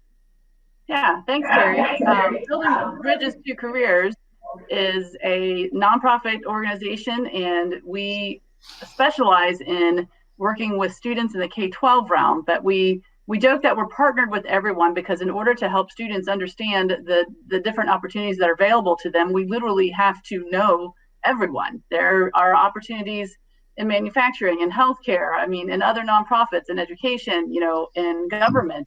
All of these things, all of these people, anyone that we're partnered with are potential jobs for the students that are graduating from our local high schools.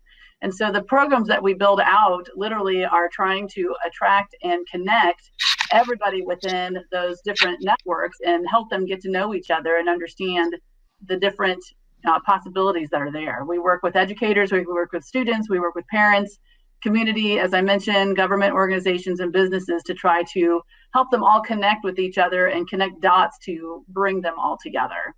So there's a wide variety of things that we do, as I'll kind of touch upon, but one of them also too is having a local small business incubator and a makerspace, and also working out in the region as well, as I'll step into in my part of this conversation a little bit later.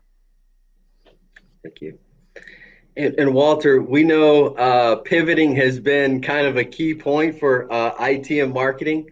Right. Give us your perspective. Tell us a little bit about IT and marketing and how you've been able to move over the last 18 months or so in operations. Hey, thanks, Terry. I notice we're both follically challenged, huh? Oh, that's a good thing. No, listen, ITM is a BPO. Some people say it's a call center. We've been in Coshocton 20 years. We provide primarily inbound call services for a variety of clients through chat, email, inbound, outbound calls, all through several omni-channels. And we've been in Coshocton for 20 years. We recently moved into a 30,000 square foot building as of July 2019 with the assistance of Jobs Ohio, Mike Jacoby and his team, and then the Coshocton Port Authority, Tiffany Swire and her team. So they were very instrumental in doing that. The reason I mention that is because when we moved in here, we also migrated to a very powerful software platform that allows us to have at-home workers. Had we not done that at that time, we would have a great difficulty to get everybody out at home, in a one fell swoop. So that's where we're at right now. I can go later to what we do when the pandemic hit. Yeah, and you were a big part of that, Terry. So go ahead. Well, I know for many businesses who are, during this time looking for resources, we've been inundated with calls, that, hey, I had to downsize, I had to find other means of, finding revenue. Right. And I know the SBDC and what you've done there also at IT and marketing, but with the SBDC, you've been kind of a key partner with resources, getting businesses in the right place during the pandemic. And, again, finding the right place at the right time is always important. So kind of, Carleen, if you could tell us a little bit more about the SBDC and what those resources are for small businesses in pivoting. Absolutely. The main kind of things that happened with us when pandemic hit was that everybody in the SBDC network, we had to kind of be that front line and learn all of the different programs and fundings that were out there. So we had to become subject matter experts in the EIDL and PPP and, the resilience grants. And it's a constant evolving because they're constantly changing. I can't tell you how many webinars I sat in on, and I'm like taking notes. Okay, this is what I have to do. And these clients will go for this one. And these clients would work for that one. Mm-hmm. And one of the most shocking things that I don't think I'll ever forget, I did a Zoom with Meigs County with their chamber and their economic development office. I said, let me do a Zoom. I can explain EIDL and PPP, and maybe this will answer some of the questions. So did the Zoom, and I was like, great. I did not know how many people were on that Zoom. Not a clue, clearly, how many were on that Zoom, because I didn't see anything. And when it was over with, there was over 100 people on that Zoom, and my phone literally blew up with people calling and needing our assistance. And I was like, oh my gosh. But that's kind of what we're there for. We're kind of help to guide individuals and answer those tough questions and work with the lenders. I can't tell you how many lenders I had that were contacting us and saying, okay, is this how you're reading this? Are you clear on that? Am I reading this correctly? And I'm like, yep, everything I see. Yes, that is what I'm seeing. So we were kind of that mediator, that go-between, and the kind of reassuring factor. And a lot of our clients, we actually had to physically walk through the entire process. It was like, okay, let's fill out your application. Now let's get it turned in. And then you wait, did we get a response? So we kind of took on multifaceted aspects of it. Definitely kind of like, boots on the ground. I mean, a lot of businesses, and it's interesting to say too, that there are a lot of businesses that have had to recover, but there are also a lot of businesses that have thrived even and have leveraged a lot of technology during this time. And you had mentioned before something about a business that shifted to YouTube. Yes. Carleen. So one of my businesses I've worked with a lot, and I kind of helped them get started, is something called Uplift Fitness. It is a small gym. It's a 24-hour gym in Pomeroy, Ohio. And during pandemic, they were just 2 years into the business operating. So when everything shut down, of course, they were one of my first phone calls I made, like, what's happening? How are we going to do this? And Chase, the owner, was able to shift his gears completely. And he went and established a YouTube channel. He started an Uplift Fitness radio channel and started doing all of these great programs to help engage his clients and his customers that he had. And in fact, during pandemic, he only lost one member, one. So everybody stayed as a paying member with him, and he only lost one. I actually have a quick video where we can hear Chase talk in his own words and kind of describe the assistance that we were able to provide to him. If it's ready. Maybe not. Anyway, I just spoke with Chase this morning. I actually called him this morning and let him know that I was going to be bragging him up a little bit. And he reiterated again, he said, I knew you would be one of the first calls that I got, and you were. And, you know, the SBDC was there for me. They answered any questions I had. I could call you day or night, and I knew you would be there and check your emails and get back with me. You know, and it was amazing to see what he had done and how he had changed and everything, and, you know, how he was able to kind of keep engaging with those individuals. So, you know, he's my success story. Like, he did really well. And I mean, we've had other clients that have been able to do amazing things during pandemic. It was if they were able to shift and change and evolve. And, you know, how did they go through that process, and were we able to help them with that? You know, could we help them with Facebook? Could we help them with Instagram? You know, what things could we provide assistance with them for? Because some of them had never done anything like that before. You know, so it was a whole new world for them. And you talk about pivoting. I know Walter, ITM marketing has been in business for over 26 years. So you've kind of seen the ebb and flows of, you know, up and down for businesses. Tell us a little bit about how you pivoted during this, the pandemic. And we know you lost revenue, but then you've rebounded, and then PPP came along. Yeah, when the pandemic hit, actually before we got the ultimatum, everybody move out of the office and stuff like that, we were already ready. We moved the people out to their homes 2 weeks before because we knew this was coming. And again, our technology allowed us to do that. But during that time, we had lots of clients. Some of them were shut down. Some of them had reduced, business, if you will. We had a large e-commerce retail environment client, they laid off 9,500 people. They shut down 400 stores. So we had to scramble. We had stuff in the pipeline coming that helped us. And we actually, by being virtual, helped us gain a couple more clients. But as Terry, as you are aware, we were also assisted by the fact that we were selected by the SBA to take some of the inbound calls across the country, help the small businesses. And that was very beneficial to IDEA because it helped bridge the gap. We lost some revenue, we're losing some employees. We got the additional business from the SBA.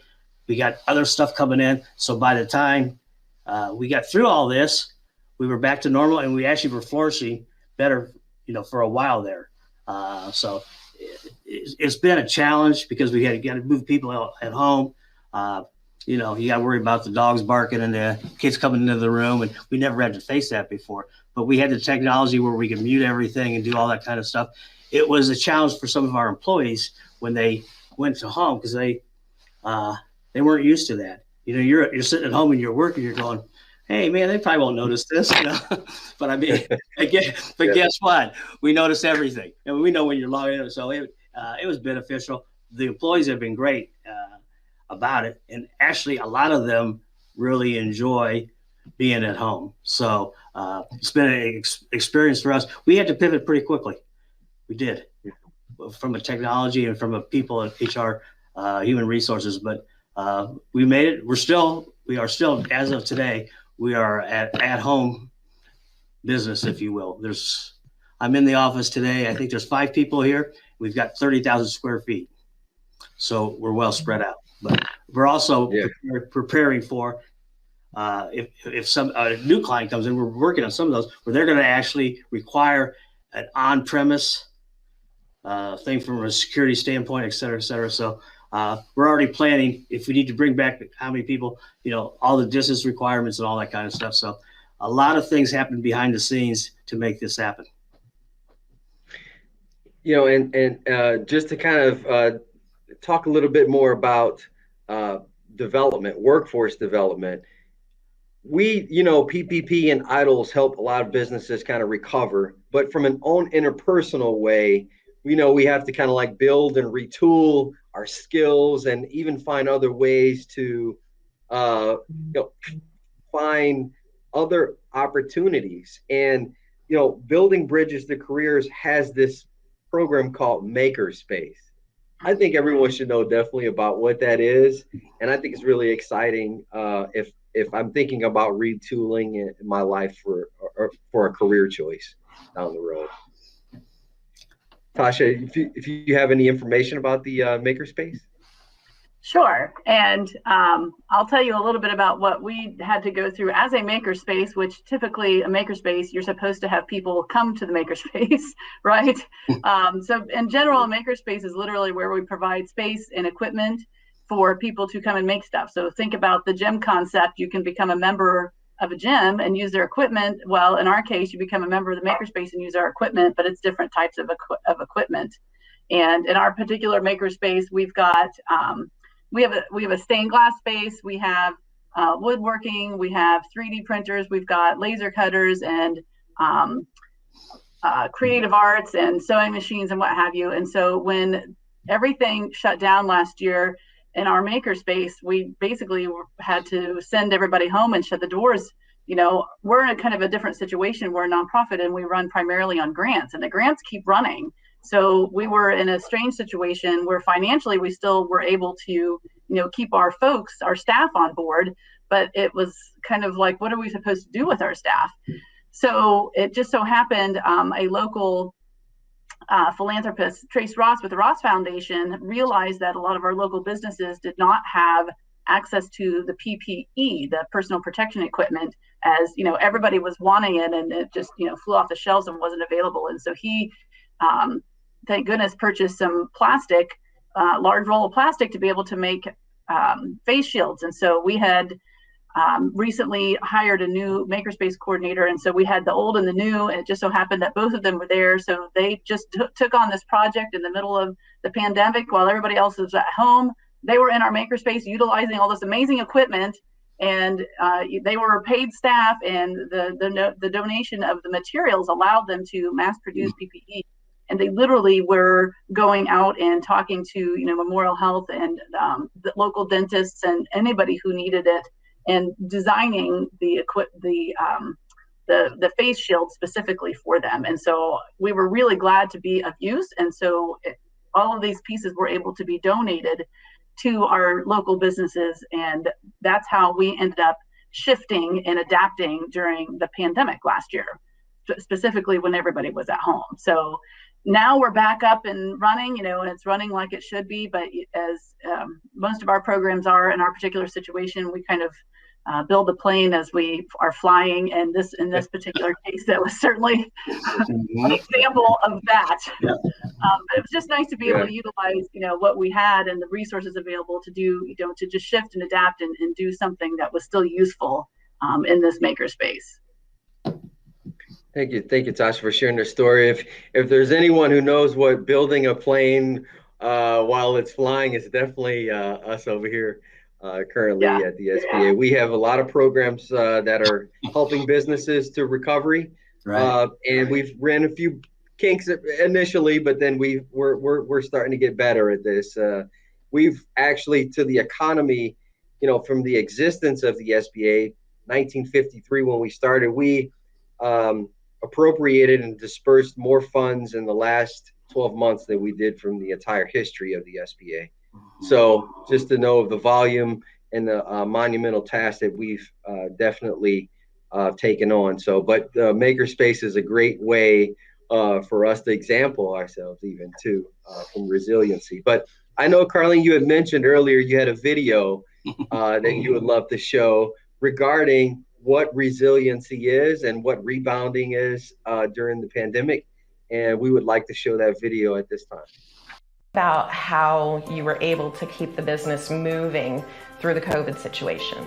In terms of the perspective of your customer, I could be focused on me and like, oh my gosh, business shut down, I'm losing this many thousands in revenue, I don't get to pay myself for the next 3 months, what am I gonna do? If all that stuff was focused on me, what would reflect out of my business would not be very helpful to my customers. A lot of people lost their jobs, they messed up their routine, and we have a lot of people that struggle with mental health issues.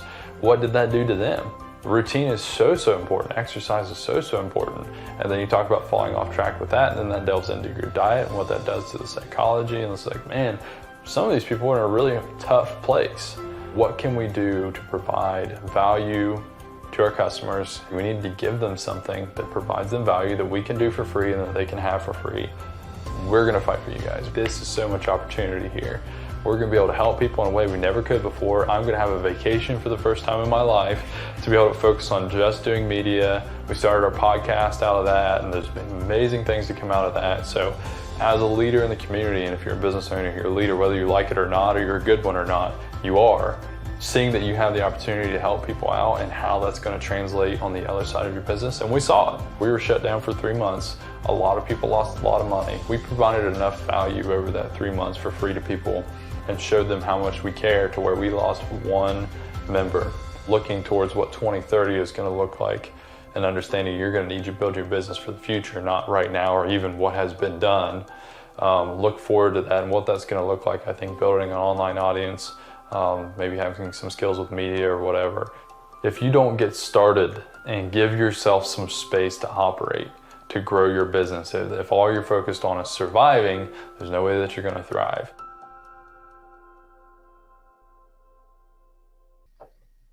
See, I gotta do a big heart on that one. Good job. There it was. Absolutely.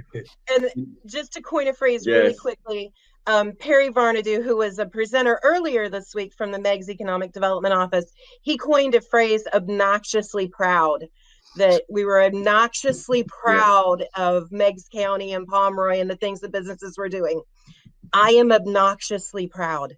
I'm obnoxiously proud of that county. I'm obnoxiously proud of the Voynich School and the whole SBDC team that we have and the work that we've done.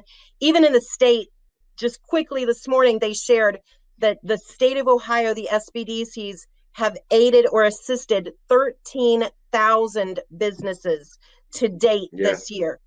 13,000. That's an amazing accomplishment that we've been able to do. And it really shows that resiliency and that able to change. So sorry, I had to take that little minute there. Obnoxiously proud. You know? We have to tell our story, I guess, more abundantly and proudly as we do. We service and help so many businesses. As a quick final thought, we can go around briefly. What and how, any words of wisdom? I'll start with you, Carleen, Tasha, and then Walter. Words of wisdom, how to recover, and any takeaways? Sure. You know, adapt and change. You've got to be able to do that, adapt, and you've got to be able to turn, pivot, let's do it this other way if it's not working, and seek out experts, seek out people that can help you. You know, get a hold of the SBDC, get a hold of Tasha, get a hold of Walter, you know, let us help you. That's what we're here for, and that's what we love to do. So look for that assistance that's out there because it's there. We're here and willing to help.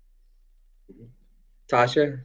Yes, I would say, you know, we're very necessary. I think something that came out of this, we did not let go of any of our projects. We had to adapt all of them, of course, you know, to the situation, to the fact that the schools will close down.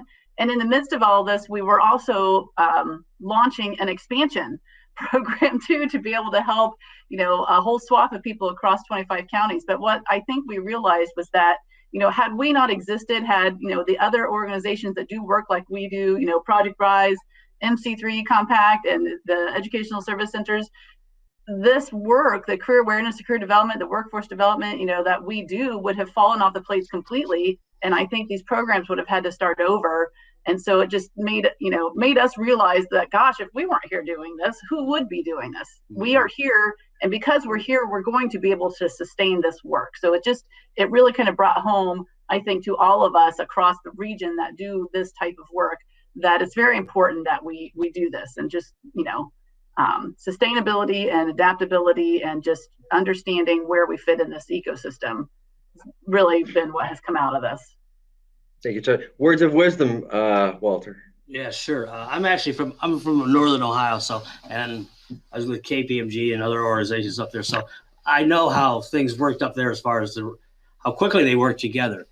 My concluding remarks are private and public partnerships work. Okay, the government can be your friend. You have to work at that. You got to develop those relationships. There's got to be trust involved. And we've had that in Coshocton, you know, with the county commissioners, with the Port Authority, and then eventually we had it with Mike Jacoby and people of Ohio Southeast, and they actually assisted us, you know, with the PPP process through the SBA, and luckily, you know, we got some of the volume from that. So public-private partnerships can work. You just got to work at them. Thank you so much. I do want to say it has been an honor and a privilege for me to serve in this capacity here at the SBA. I want to say no matter where your business is in its life cycle, we're here to help you here at the SBA. I want to thank both Carleen, Tasha, and Walter for your participation, and I hand it over to you, Faith. Thanks again so much. Terry, Tasha, Carleen, and Walt, I think that as Ohioans, we need to be obnoxiously proud of everything that you have done. Thank you so much. That was an amazing way to close out the session. And at this point, I'd like to extend some very sincere thanks to our conference partners and technical staff, my colleagues here at Ohio University's Voynich School, the U.S. Economic Development Administration, Ohio Southeast Economic Development, Appalachian Partnership, Inc., and the local development districts, Buckeye Hills Regional Council, Ohio Mid-Eastern Governments Association, Ohio Valley Regional Development Commission, and Eastgate Regional Council of Governments. Thanks also to our technical support team who helped us get through some pretty significant challenges. And finally, a huge shout out to our truly rock star event planner, Mackenzie Kucharski. And a few last words. this has been an incredibly challenging year for all of us. Yet, as our last panel amply demonstrated, in concert with all of our presenters, in Appalachia, we carry on and we make it work. I'm reminded of the great word used by Mayor Miller on day 2, fandangle. Our amazing funders, municipalities, LDDs, and service providers fandangle together the implementation of programs that create solutions that work. It's a fun word for our Appalachian ingenuity. Clearly, from the content of these 3 conference days, we have that ingenuity at heart and in hand. From learning with expert consultants and bringing it local, like John Hemmings and Stephanie Gilbert, to creating artisanal paint from pollution, as Paul Patton described, to the broadband solutions from Misty Crosby and her panel, and to the awe-inspiring pandemic resiliency that Darlene, Tasha, and Walt just offered. In Appalachia, we know how to keep it going.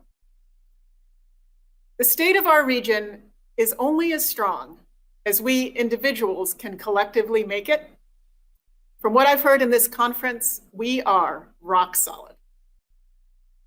Thank you all for your participation. Look for the recordings in your inbox and see you next year in person.